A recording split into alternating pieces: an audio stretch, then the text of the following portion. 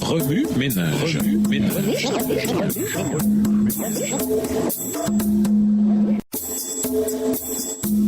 Remue ménage.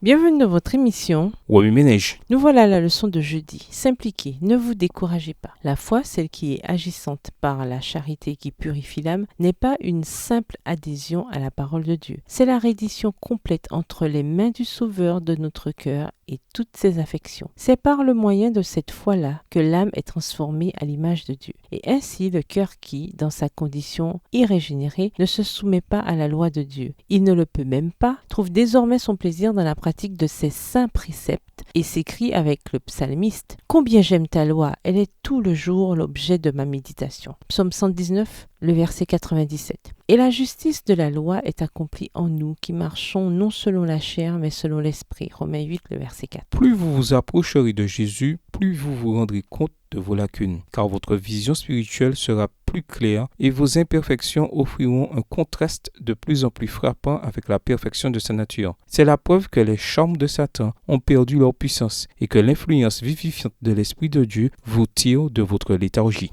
Un amour profond pour Jésus ne peut pas prendre naissance dans un cœur qui n'a pas un vif sentiment de son péché. Si nous ne voyons pas notre difformité morale, nous avons la preuve indubitable que nous n'avons pas encore discerné la beauté et l'excellence de Jésus-Christ, dont le caractère fait l'admiration de l'âme transformée par la grâce. Moins nous trouverons de choses estimables en nous, plus nous comprendrons la pureté infinie et l'amour de notre Sauveur. La vue de notre nature pécheresse et de notre impuissance nous jette dans les bras de celui qui peut nous pardonner, et Jésus révèle sa force à l'âme qui le recherche dans le sentiment de sa faiblesse. Plus la conviction de notre misère nous pousse près de lui et de la parole de Dieu, plus haute est la vision que nous avons de son caractère et plus parfaitement nous réfléchissons son image. Extrait du livre Vers Jésus, chapitre 7, les pages 97 à 101, livre écrit par Ellen G. White. Remue ménage. Suite à l'étude de Romains 8, les versets 1 à 17, quelle victoire vous faut-il remporter dans votre cheminement spirituel? Quelle victoire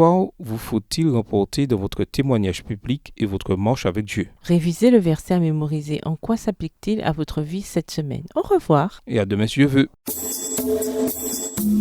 Remue ménage.